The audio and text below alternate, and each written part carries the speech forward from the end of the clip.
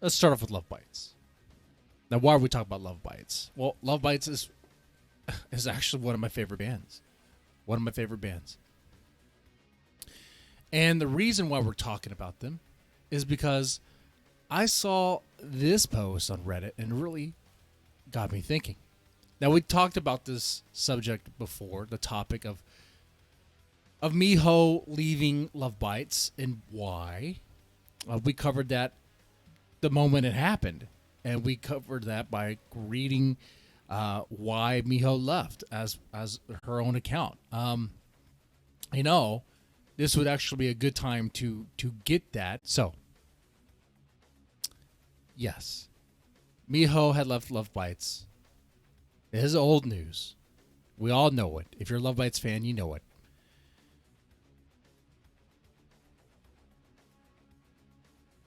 A lot of people speculate as to why, even though, according to her own statement, it is the following here. It is from Miho herself.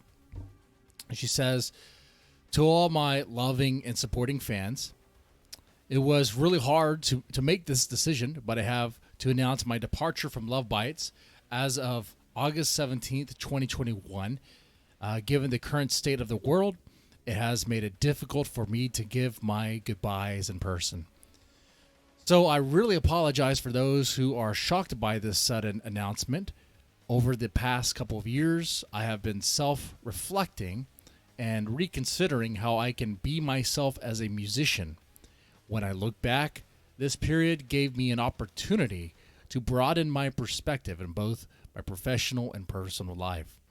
Love Bites has been my life since 2016, and it always holds my best memories, especially performing at Wacken Open Air. Made one of my dreams come true, even though it's still unreal to me. I couldn't have done any of these things without my bandmates, crew, staff, and the undying love and support from fans from all across the globe. My words cannot describe how much I want to thank you all for everything. I am parting ways with the band, however. However, my spirit for heavy metal never dies. Also, Love Bites will also keep moving forward. So I really hope you all keep giving the same love for their future. Thank you so much again for your love and support." There was another note. I think it's right here. There was another note. It was on her Twitter. It had to do with her reflecting on her father. Her father is worked in the healthcare field. Okay, her father had passed away, from what I understand. And I believe, there's a song dedicated to that. And that was one thing she was reflecting on, apparently. So this is the stuff that came out when she left. This is like old news, right? It's almost been a year. But of course, people are still speculating as to why, and people are going to do so. Some people will say don't do it, but people are going to speculate, and that's, some speculation's healthy. Some just kind of go into very greasy drama backstabbing stuff. That's not good. That's not good. Like, there's some theories out there that maybe there's some really there's some an element of toxicity or something in the band we just don't know of. I don't know about that, and my intention of this is not to even hint at that or anything like that, okay? So I'm just going to put that out there. Now, but here's a speculation that I find kind of interesting on the subreddit of Love Bites. It goes, "I get the feeling that Miho's departure could have been because she wasn't feeling connected to the direction the band was going in." Now, reminder, Love Bites, the founder was Miho and Haruna, the drummer. Miho is the bassist and Haruna's the drummer. They're from Destros. They're one of the many musicians from Destros that went off to start different bands. The Destros tree is quite big. Quite big. I I don't know if that's really the reason, but we're going to read this. Let's read this without interjection. Try to. It's 4 paragraphs. Now we're going to interject during. I'm sorry. So it goes as follows. This is pure speculation, not an invitation to a flame war. I like that beginning. Miho was one of the founders, and Miho always seemed to have more thrash influences than the other members. I think as the band evolved, they began to take on more symphonic metal tendencies, and Miho wasn't feeling as attached as she had once been. Now, I'm going to pause right here. Because I'm not so sure if that is true. Okay? I don't understand that.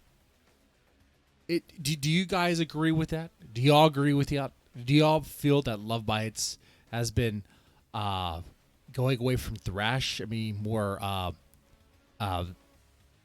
what? I don't see that. There's still a lot of thrash in there. Yeah, there's power metal, but there was power metal in Love Bites from the very beginning, since Rising and Shadowmaker. But there's also been some very thrash heavy songs on every album. I mean, so I don't really get that. But let's finish this. Let's read on. I mean, I already kind of disagree with that statement. I'm not so sure about that. Symphonic metal tendencies. Okay, all right. Not so sure where they got that opinion, but okay. Continue on. It says, I say that because the projects that she is getting involved in now seem to be more hardcore than where Love Bites was heading. Judging from social media, the projects are nearly death metal and black metal in nature. What is this Redditor talking about? Okay. As a fellow Wolfpack member, no disrespect here, but I don't know what they're talking about. Miho has been getting involved, I guess collabing with other musicians, but death metal musicians in Japan? I know she was doing something with some members of Aldius, but they're not death metal. They're not even black metal. Black metal is like a lot of organs and shit in the background. Okay? Black metal is like Dimmu Borgir. Death metal. I don't know where this is coming from. I don't know what they're talking about. In fact, Aldius is kind of has a similar. Well, Aldius is less thrash than Love Bites. Love Bites is still more thrash than Aldius. Though they can do thrash, they can even do speed metal.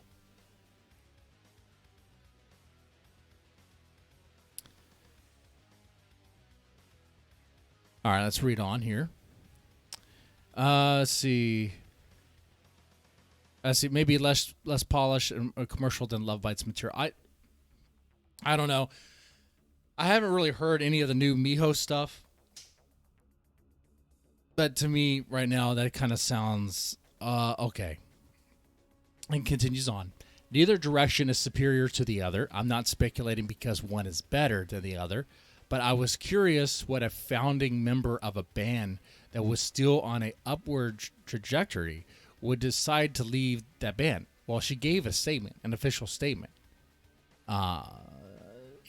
She loves the band. She wants the band to be successful, but she is not feeling it. There's some self-reflection there. It's not satisfying her. Let's. I know you guys. Let me read on here, and I'll just. Let me just finish this, and I'll give my whole take here. When I see other streamers do this, I have a tendency to just be like, just finish reading it. So let me just do that. All right. And again, going on the projects herself, has attached herself to since leaving Love Bites. It would seem that Love Bites has drifted a bit from what she had envisioned. I don't understand. Okay, we'll put that on the back burner because that could be an issue, but we'll look at that. Or maybe it hadn't drifted at all. Maybe the band didn't change. Maybe it was Miho who changed, who was wanting to go in a different direction. I reiterate, not about flaming, just pure speculation, but judging from her social media posts, Miho seems to be heading in a different direction than where Love Bites is heading. Okay. Well, let's talk about that. Let's talk about this and how it connects with Miyako. Because one thing I brought up in a prior video was that, there might be another reason. There was something in what this person said here about maybe the band didn't change. Maybe it's her that changed. Maybe it was Miho that changed. I mean, Love Bites, the Love Bites sound has been pretty much the same, consistent throughout the 3 albums. Okay, in their live shows. They have some power metal songs. They have some very thrash heavy songs. They have some very thrash heavy songs that sound like something from like Testament. Okay. All right. They have some speed metal. They go all out. They're not going softer. In fact, they're doubling down on how hard and heavy they can go. As far as that big and powerful European metal sound, okay? Well, if you want to do thrash, really, I mean, that's like American metal. But, okay. The band hasn't changed. I don't think that. But I do think, based on what Miho said, being that there's self-reflection there, and the stuff we've seen, Miho now she's playing with band members of other bands, and she goes around and kind of mingles with them. She does a lot of riding around on her motorcycle, trying to find herself, find what's going on. And why is she doing that? What's going on there? After all, she started this band, and she does have a lot of thrash tendencies, but maybe thrash isn't where it's at with her. Or maybe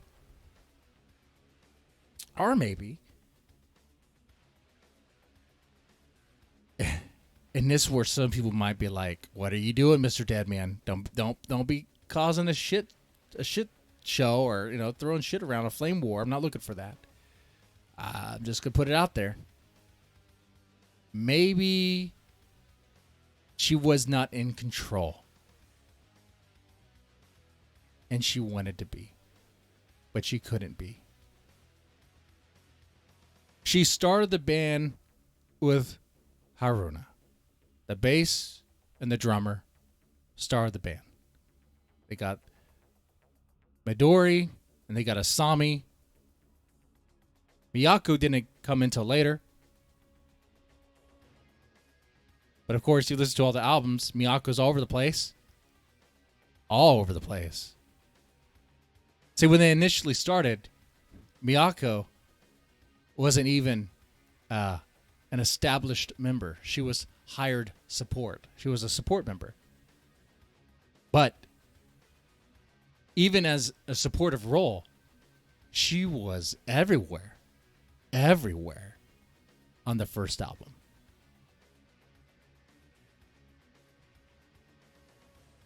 If you go to the credits for the first album of Love Bites, you're going to see a lot of Miya. Who's Miya?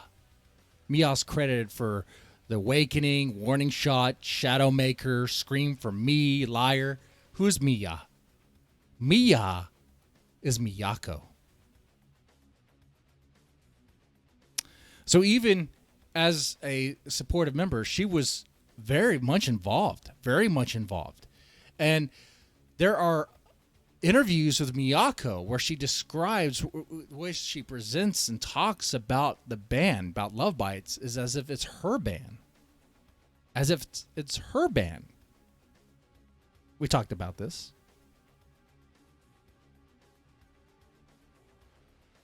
And you can see those interviews for yourself if you want to. It's just the way she talks about it. And it's not, I'm not saying it's good or bad.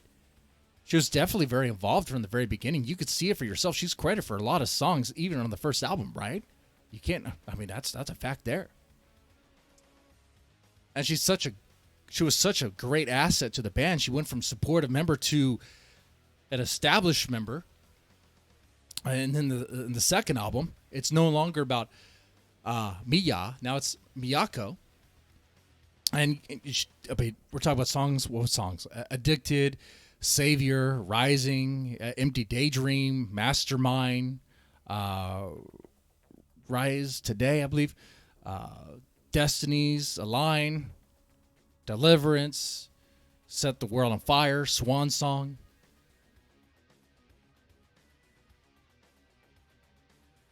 Heavily credited.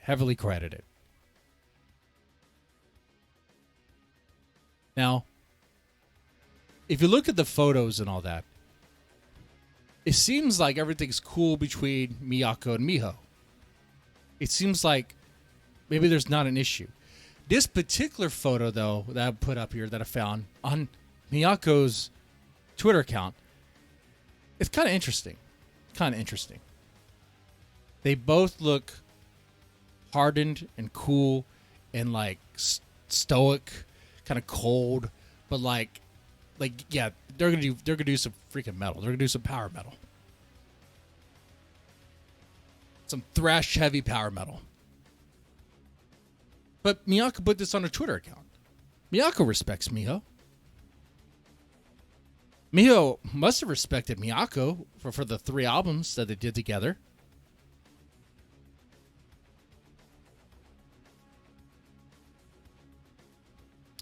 But maybe even with that, though, maybe it wasn't really what she wanted. And she wouldn't be able to take control and to make it to what she really wanted. I'm not so sure about the black metal and death metal thing that the other Wolfpack member was saying. I would like some references there. I'm just reading this. I'm like, not so sure about that.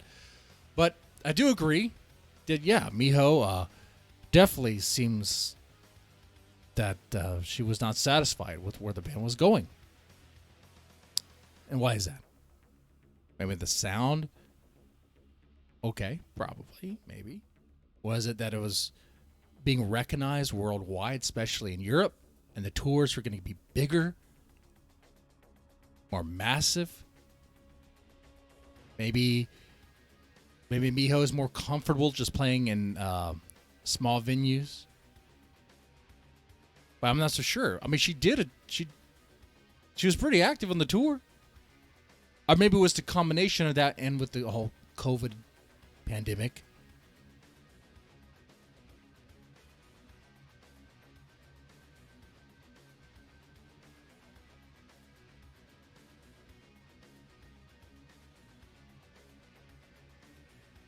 I can tell you this.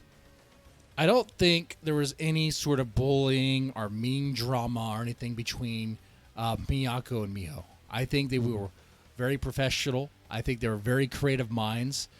If you look at the credits on all the albums, Miyako and Miho both are the winners there. They're credited the most. The door, he's like nowhere there, seems like, which is sad. I mean, she's really good. She's really good, but